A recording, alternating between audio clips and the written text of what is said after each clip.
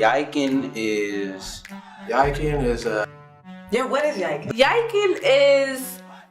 Yikin is basically the new culture of the Bay Area. You know, it started off as a dance, but it just evolved into something so much bigger than just a dance. You know what I'm saying? Like it's really just like a whole movement of dancing. Like it's more than just one dance now. So it definitely is adopted like a culture, you know, like the new Bay Area culture. For me, it's a way to express myself, you know what I'm saying?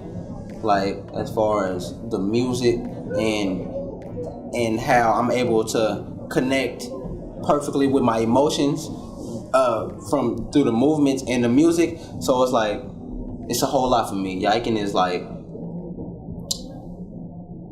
dancing, but we trying to start a genre, if that makes sense. You know what I'm saying? It's basically a dance that's similar to twerking, as people may say, but it's a little bit more constructed more than twerking. You know, you kind of with twerking, you just jump into this, just some booty shaking, and then you know somebody just hops behind it and it's just like, oh, party, party, party. You know, Yikin is a little bit more strategic. You know, it's kind of like, I don't want necessarily to say a tango, but I guess you can kind of say like a tango, because it's like you kind of got to move together. You know what I'm saying? It's like body coordination. That's what makes it fun, and that's what made it catch on to people, because it's like it's something that you got to do with somebody. You know what I'm saying? You can do it by yourself, of course, get saucy and all that by yourself, but you know the main Yikin is when you're doing it with somebody, and it just makes it that much more fun. So it's definitely like a tango, I'd say. The Bay Area they didn't have a good reputation as far as music and like the messages they used to push. Like, you know, they were real ignorant and ghost riding and all that stuff. So this is just straight dance. You know? Like, it's not really about like selling drugs or all that. Like, it's more about just having fun, something everybody could party to.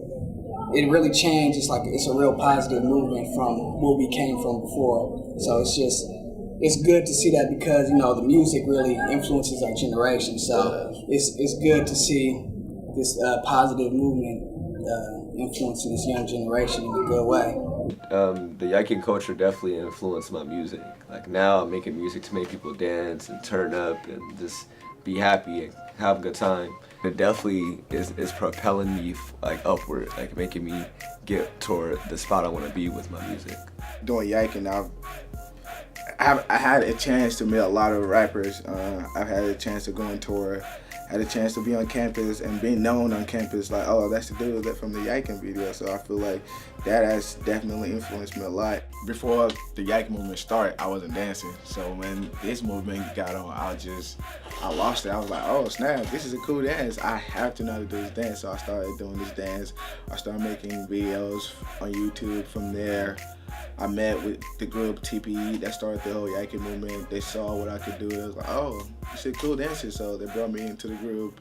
When we were kind of growing up from Vallejo, a lot of the parties that we were going to and stuff, like as teens, were getting like shot up and stuff. Yeah, we didn't go to parties in high school. You know, so nobody wanted to go to parties because parties was always on a negative outlook. Somebody was always doing something stupid at a party. So what we did was we were just like, you know what? So we threw Chonky F. Tuts, a member of the Turfings. That's where the Yikin Fest started. We started off as a party. We like, okay, we're gonna try to see how this Yikin Fest party starts, see how many people come. And it was a blowout. We did that first party, and that party was so crazy. It was so epic because of the dance, you know what I'm saying? So everybody's like, yike, yike, yike. So they came out to the Yikin Fest. It was popping, it was crazy. And then we was like, hey, let's do another one. So we did Yikin Fest 2. And it was probably one of the wildest turnouts I've ever had for any party at all. You know, when the video went on YouTube and, you know, the conversation was just going on Facebook and Twitter, you know, the social media, the pictures, you know, other cities started saying, oh, we want to have a Yikin Fest. We was like, look, let's turn this into this big party experience. You know what I'm saying? Like, let's bring this and show everybody this Yikin Fest. Let's bring this positive energy. Let's bring this fun to all these cities and show them, you know, kind of what we do in the Bay Area. It's a competition. People want to see who can Yike better. So it's like a friendly competition, you know, and everybody supports everybody.